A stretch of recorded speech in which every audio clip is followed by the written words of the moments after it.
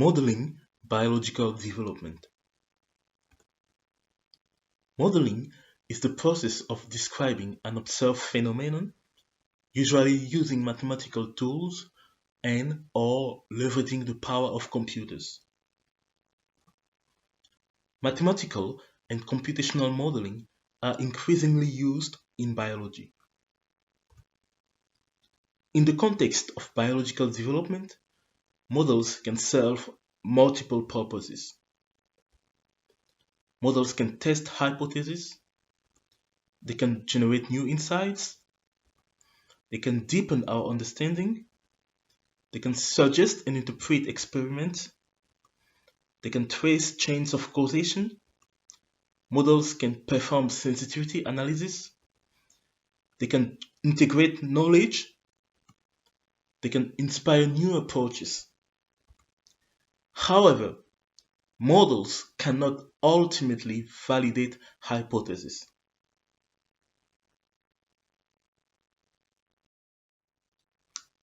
Approaches in modeling biological development. Due to the enormous complexity in living systems, approaches to modeling development span multiple biological scales and make use of a wide spectrum of mathematical and computational concepts and tools. Generally speaking, these models can be classified in two categories. On the one hand, we have continuum models, and on the other hand, we have agent-based models. Continuum models are generally interested in describing the evolution of a space and time of chemical variables. These models ignore single cells boundaries and consider larger regions of cells. With these systems, established methods in fluid dynamics or solid mechanics are often used. In general, they are relatively less complex to simulate. Large populations of cells can be simulated. However, single cell dynamics such as growth, division, motion, polarization cannot be captured. A good example of these models are reaction diffusion systems, where a substance can diffuse to a tissue and can react with other substances, giving rise, for example, to the formation of patterns, as we can see in the animation. On the other hand, agent-based models discretize tissues into smaller units, generally consisting of cells. In turn, agent-based models can be categorized in three classes. The first of which we'll consider are lattice-based models.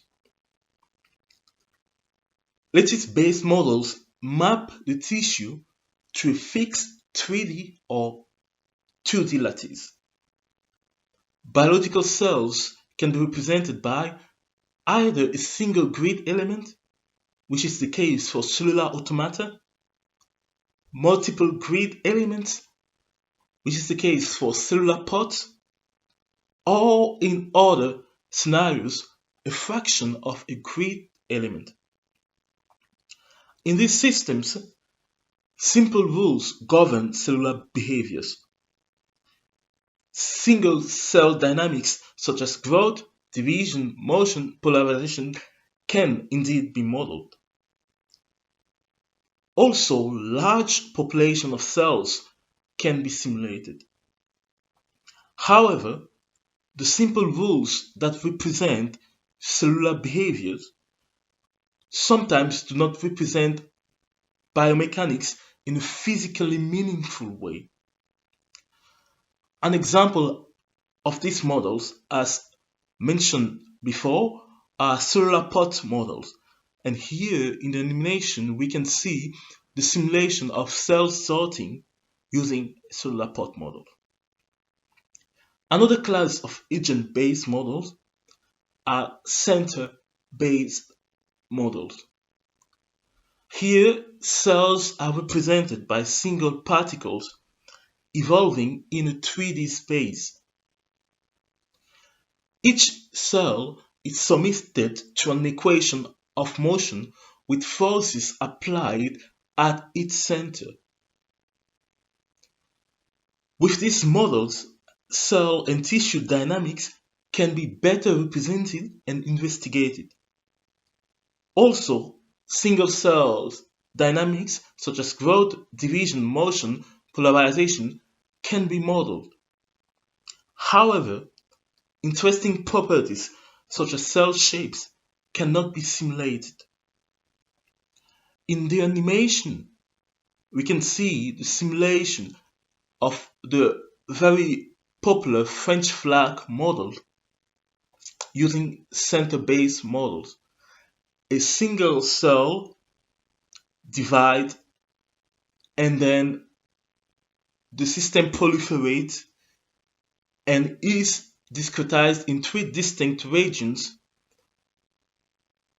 of, for example, different gene expressions.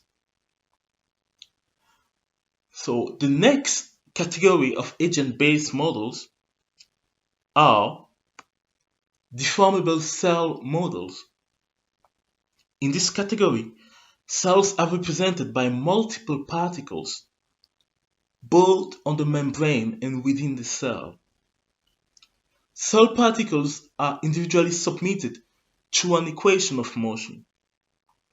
And here, cell bodies emerge from the motion of these particles. In these models, cell and tissue dynamics can be represented and investigated more thoroughly and at multiple scales. Also, an interesting factor here is that cell shapes can be represented.